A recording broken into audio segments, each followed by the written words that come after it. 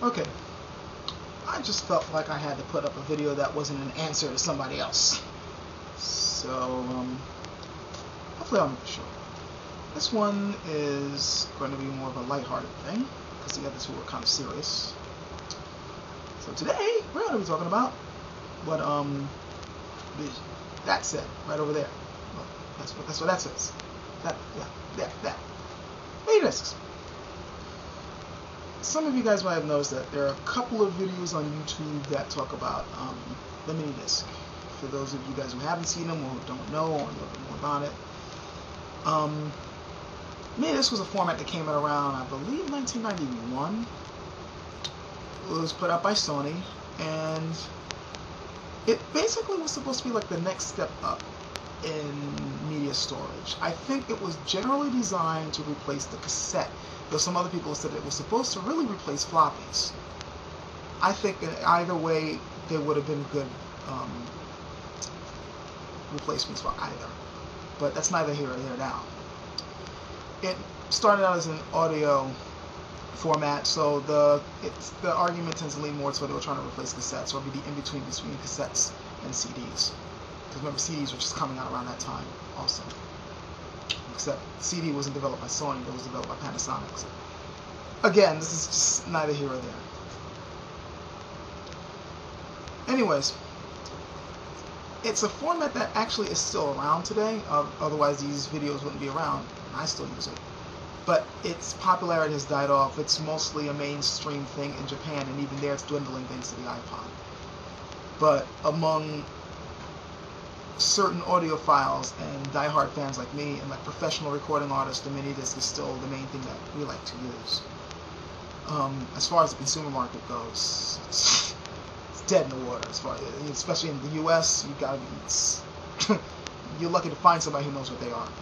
Europe still has an okay following, but not that big. But the U.S., forget it. And that's where I'm at. So I have to get all my Minidisc stuff online. I can barely find it in stores anymore, except maybe for Fry's, which is like, you know, the ultimate nerd mecca, but that's, again, another topic. So, why do I like Minidiscs? Honestly, I think they've got a lot of really good features. Well, first of all, this is what the things look like. This is what one of them looks like. This is a particular Minidisc cassette thingy. They come in different shapes and stuff. I mean, this is the main general shape. They'll always have the same general shape, but they come in different styles. Different companies making. Like this is one by TDK. Here's a box of different ones from Sony. See, they got different colors. We got another blue one here. This is a Sony one. I'm holding upside down. Here we go. Got another one from Sony. Blue one here.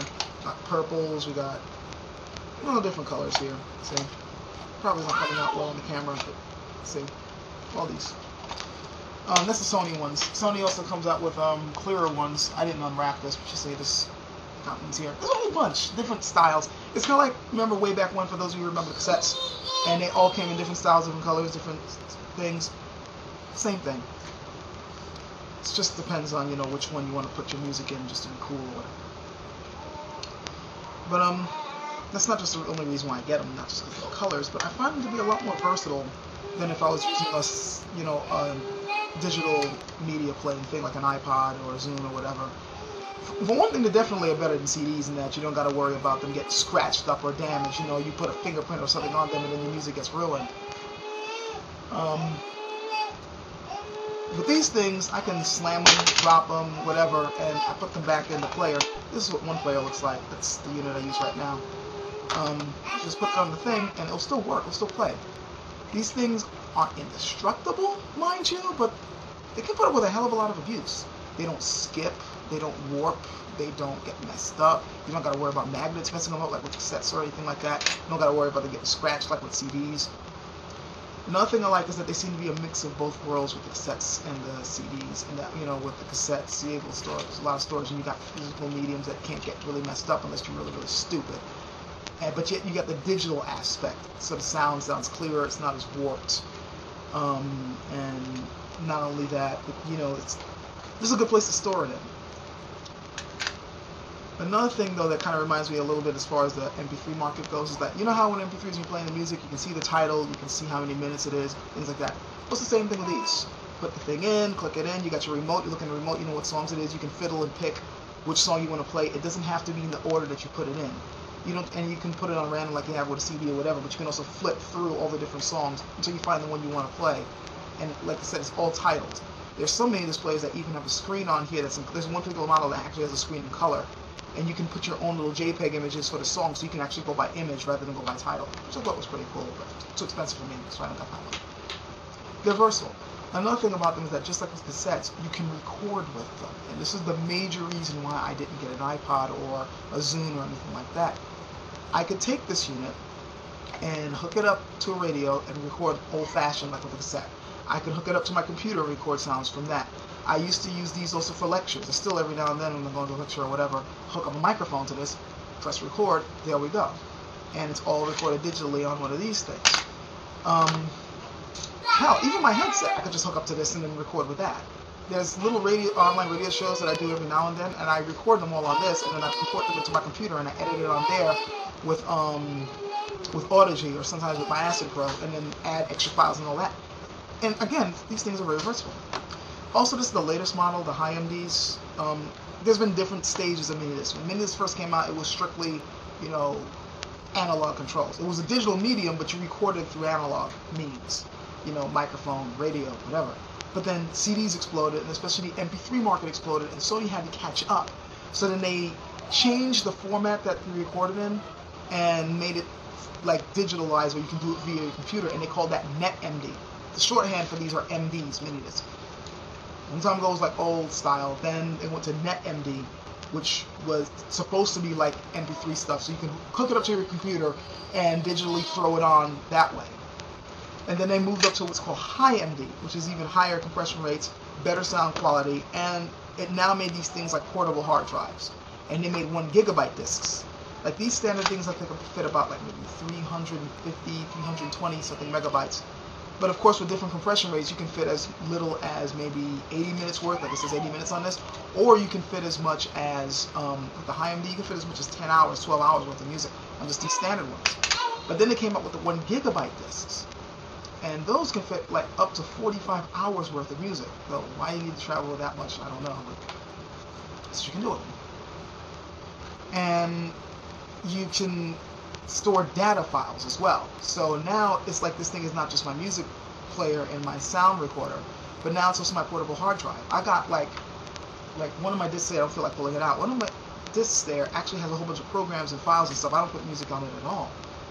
And I find it cool because those particular discs, the 1 GB disc, I can pick it up for as little as $425, $450 online. Meanwhile, people are buying flash drives just to get like a gig's worth. I mean, they've dropped the price, but it used to be at a time you had to spend $50, something, $60 to get a 1 GB flash drive. Nowadays it's like $20, $15. But I'm picking mine up for $4 a pop for 1 GB worth of space, and then dumping all my files on that and storing it. And since it's not a flash drive, it's not unstable. I don't got to worry about it accidentally getting wiped out for whatever reason. So this is why I went with this medium. Now, if you notice, unlike some of the other videos, I didn't go into a whole lot of iPod bashing or Minidisc bashing or saying that it's their fault that the Minidisc failed. The major reason why the Minidisc failed is because Sony did not do a very good job with their advertising. Plain and simple. And then they handled the medium really badly. With the NetMD, they gave you restrictions on how many copies you can make, and the software that you had to use to interface with the unit sucked. By the time they finally came up with better software, which was version 3.1 and up, no one cared. The American market didn't care anymore. So you can blame it on the iPod all you want, and yeah, the iPod did help to crush it, but to be honest, if Sony was handling this medium better, then it wouldn't have been a problem. So I blame it more on Sony than the iPod. For those of you guys who have iPods, cool, you got iPods. I don't think you're the reason why this stuff failed like some of the other Minidisc people seem to think. It works for you. If you got an iPod, it plays your music for you, it does what you want it to do. All power to you. You know, that's what you got. And I applaud your decision. It's just that this is what I picked. And it's a good medium. It's what I like. So I guess that was kind of meaningless. I'm just simply talking about my own fanboy obsession with this. I wouldn't go into it a lot more, but I only got 10 minutes. But yeah, that's just my short little tryout on these. I might put up other couple of videos later, just more exploring on the different styles or the different types, for those of you who are actually interested in it, because I know a few of you are. Anyway, catch you guys later. Bye.